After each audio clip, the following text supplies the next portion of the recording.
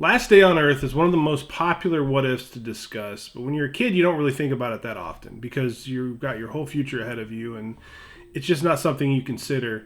However, with all the intriguing television dramas that we've been given the last couple of decades, such as The Walking Dead or more recently From, it makes you think a little bit more about how you would react to the end of civilization as you know it. And as a kid, I watched 1984's Night of the Comet, and I marveled at all the ideas I was able to come up with of what I would do if I had free run of a completely empty city. So let's talk about it. So a narrator comes on the screen and they start to tell us about a comet that's tail is just basically going to cut through the Earth's atmosphere. And true to this very day, people on Earth get excited about the dumbest shit. And they're setting up parties to view this thing, and everybody's excited. They're selling souvenirs. Meanwhile, a whole group of scientists or doctors are getting together at some sort of fallout shelter to prepare for what comes next because they have no idea what this is going to do. Citizens don't care. They just want to see bright lights. Then we wind up in a major city. I believe it's Los Angeles, and masses of people are gathering outside businesses. They're throwing giant shindigs on their lawns at home. Everybody's excited about what's getting ready to happen. But Regina is working at the theater that night. And the theater is one of these places selling as much stuff about this comet as they can. They're capitalizing. They're greedy. It's the American way. You got to get in where you can get in. And she's busy playing a video game. And her boss is not very happy about it. But Regina is very dismayed at the fact that there's a top 10 board that has all of her initials except for number 6, which has DMK. And she doesn't know who DMK is, but she wants DMK off of her top 10 board, and fast. Now, our main character is Regina. She's played by Kathy Mary Stewart, who, for those of you who know her filmography, she is the girlfriend of the guy from Last Starfighter. She's in a lot of other things. I believe she was in Weekend at Bernie's, but she's gorgeous. She's got that 80s hair. She looks great here. She is beyond troubled by the fact that somebody has invaded her video game.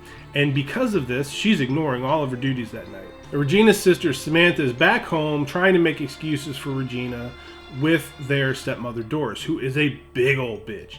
And she's not buying any of the excuses. Doris isn't.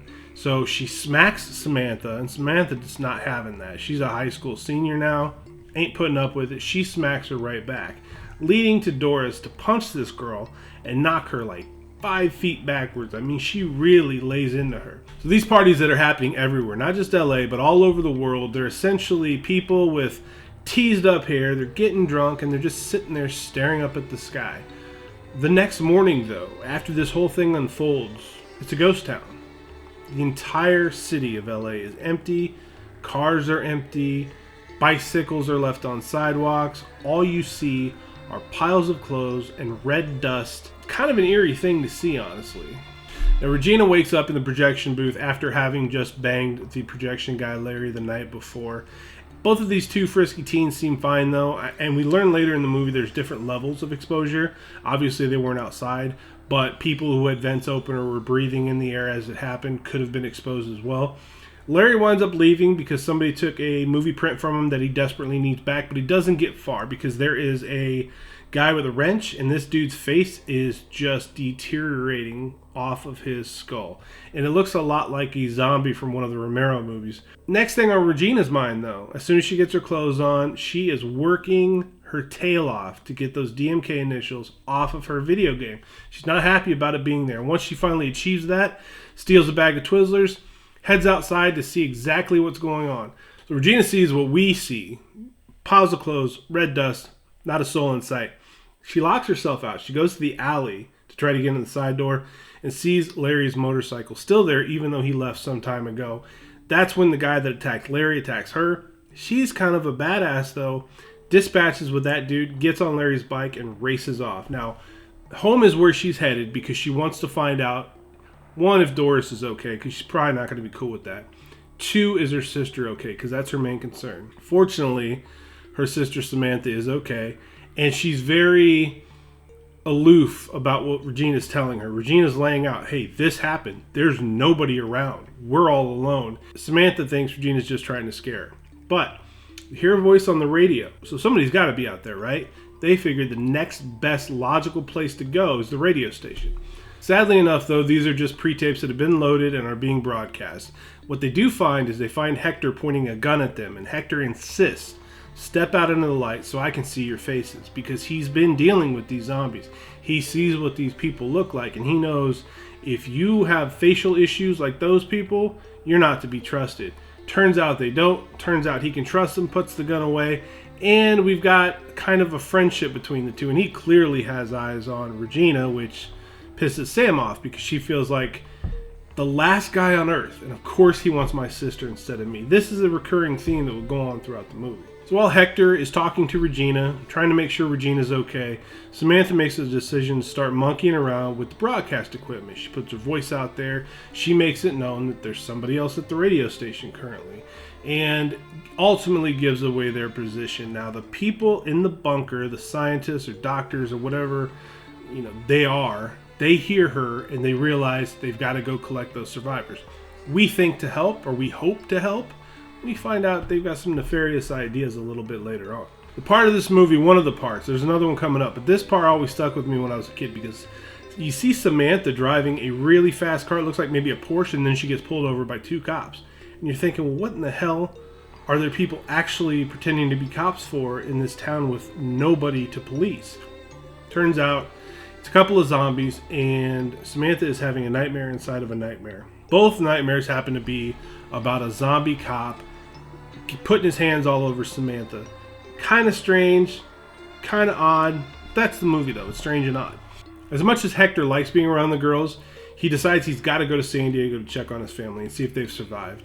And when he goes, Samantha and Regina argue about him and the whole last guy on Earth thing, and Regina having dibs and etc. and so forth. They hypothesize on whether or not he's gay, or wouldn't it be funny if the last man on Earth was gay? And it was an odd conversation. You could tell it was bothering Samantha. Even with everything going on around her, the girl's just looking to get laid.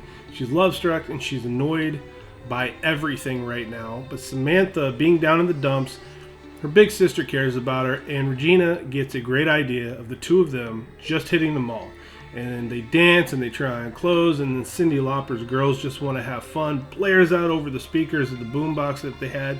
And by the way, for anybody that watches this, if you're younger, boomboxes were the shit back in the day. They were just that fun. Most fun and memorable scene of the movie for me. It's just fantastic. And I thought these two actresses had such good chemistry in this movie as sisters. For me, they were just really believable. Then you see the security camera move. And we see a creepy guy with an even creepier smile watching the girls before he sends a trio of his goons, heavily armed, down to apprehend them. Now, you would think that these guys would just be happy to see any other living souls, much less a pair of really pretty girls. Not the case. Now, I guess these guys were stock boys at this store, and when the Comet came through and did what it did, they just decided to get on some Negan shit and try to rule the world through a department store. And they wind up taking hold of these girls and chaining them up to a pallet. But in the nick of time, the eggheads with the silver suits that are doctors, I guess, that came over from the bunker to look for survivors, they wind up blowing these guys away with automatic weapons. And then they make the decision here in this movie that I wasn't a fan of as a kid. They split the sisters up. So Regina gets in a helicopter and heads off to the bunker. Samantha stays back with what appears to be the kind doctor and some other doctor who's maybe there to keep an eye on the kind doctor. And eventually the idea is that they're going to kill Samantha because they feel like Samantha's already been infected. Now, they think that Regina's fine, and they have plans for Regina. Now, essentially, what these doctors do is they use these survivors to farm blood that they think they can use for a serum in hopes of countering the effects of the comet. They've even got a couple of small children that they're planning on basically putting into a coma for the sole purpose of harvesting blood from them. These sick doctors, two of these sick bitches, decide to tell these kids when they use laughing gas on them and put them to sleep, when they wake up, they're going to be living in the North Pole with Santa Claus. And I popped when I saw Regina take care of these doctors, strap them to a gurney, hook them up to laughing gas, and then hang a sign on the lamp between the two of them that says, "Off to see Santa." I thought that was so well done in that moment.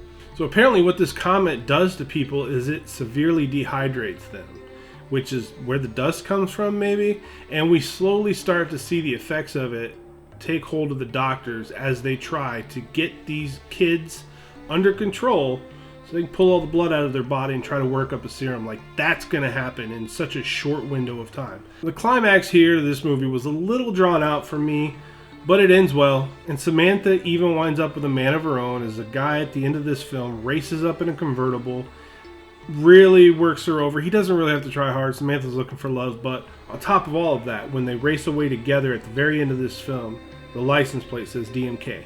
So they tie it all together perfectly. Luckily, Regina didn't see that. She might have shot at that car. So I remember this movie now the same way I remembered it when I was young and I saw it. It's really fun. It's enjoyable. The cast is good. The sisters work well together. You want to see them both do well in that moment where you think Samantha's dead. It kind of bugs you. It really, and it bothers you when the sisters are separated. So it emotionally invests you in the characters. It does make you think, what would you do if you wake up tomorrow morning and the whole world is dead? And I don't know about you guys, if I know I don't have to work that day, I'm just going to go back to bed and I'll figure it all out after I get a little more shut-eye. 6 out of 10. It's a good movie. It just kind of sort of ages gracefully. I mean, it's right on that borderline. It's something that I will probably watch again, but to be perfectly honest with you, I haven't watched this movie in decades. But I'm certainly glad I got to rewatch it for this channel because I think it's a worthwhile movie to sit down with. This is Aging Gracefully. I am Matthew Essex. I'll see you fine folks on the other side.